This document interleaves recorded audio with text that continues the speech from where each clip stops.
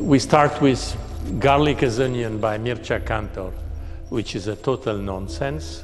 As you can see, a skin of onion is wearing a piece of garlic clove.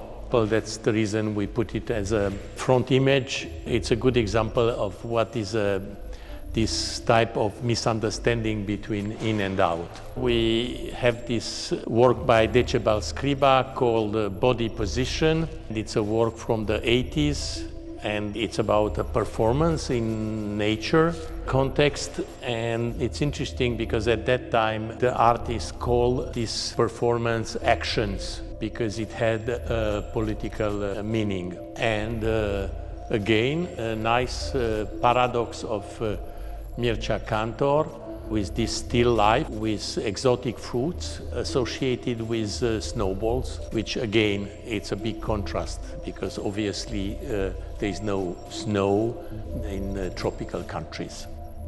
Bruno Serralongue, the French artist, photographer. This is work from a series called Jardin Ouvrier in Aubervilliers, Gardens for Workers. And this site, Aubervilliers, is close to Paris, very close, and is threatened by the big works that they are preparing in the perspective of the Olympic Games in 2024. And now some people, they want to keep it as it is, and they protest. And work by Mircea Cantor, he shot it in Bali, and the artist found this leaf of a banana tree, and he found that the leaves has the same height as his own height. It's a picture like a selfie, but he added a motif of the rope, which is very specific to all his vocabulary.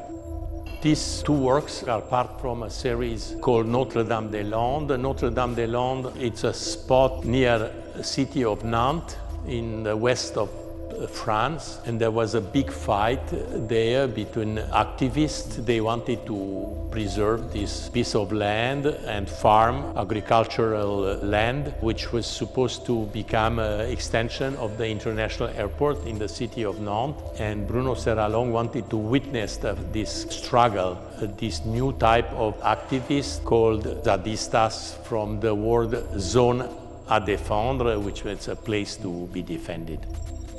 And again, Decebal Scriba with a work again called Body Sign, Hugging the Trees, a work by Joanna Piotrowska. It's a Polish artist based in London, and in this series she took pictures in abandoned zoological gardens, which are this type of places, again a political dimension because these places fall in ruin after the change of the regime. And the work by Decebal Scriba, again, it's a performance, wearing this oversized ear and having an eye in the mouth. The meaning is very political at that time. We are in 73 in Romania, in the communist country where people, they weren't allowed either to speak freely, and they were all the time watched and listened by the security. This work by Matan Mittwoch, an Israeli photographer and artist, he did this series about what is visible and invisible. We can see hardly an eye. The artist used macro lenses to show what we are not seeing when watching this type of screens, because it's a screen of an iPhone. And then he blew up the image in order to allow us to see all the pixel system, which is usually not visible. Both works of Pusha Petrov. The subject is about the rape of Europe. Europe was a beautiful young woman. She was raped by Zeus. It's a part of mythology. And two works by Michele Bressan, an Italian-born but Romanian artist based in Bucharest. And he took pictures of all these abandoned and destroyed construction. In all his works, Michele tries to witness the remnants of the ancient regime and the transformation and changes that took place since then. Here we have 3 works from the series of the collective subReal, Kalindan and Yoji Kirai, a work done in the 90s, early 90s, witnessing the situation of these artists at that time, because one was living in Amsterdam and the other was in Bucharest, and how they managed to use one image and 2 different locations, 2 different venues, and to put them together. And it's interesting because nowadays, where we have meetings on a screen, in a Zoom or Meet, so in the 90s they were premonitions.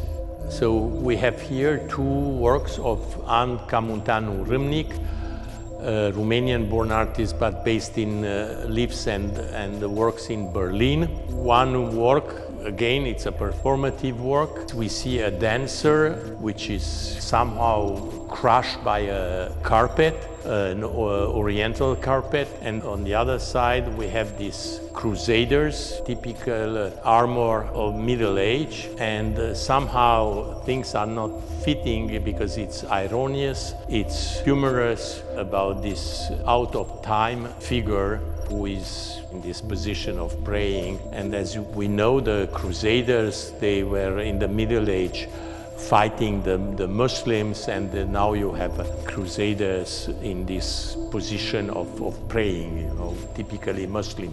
And last but not least, a work by Dani Gherca, a young artist, photographer, very promising, and he developed this very impressive series of urban landscape, somehow in the kind of twilight moment. These urban cityscapes, pictures underexposed, and it's about the idea that the way we understand the cities nowadays is not more on architectural issues, but on the flow of data.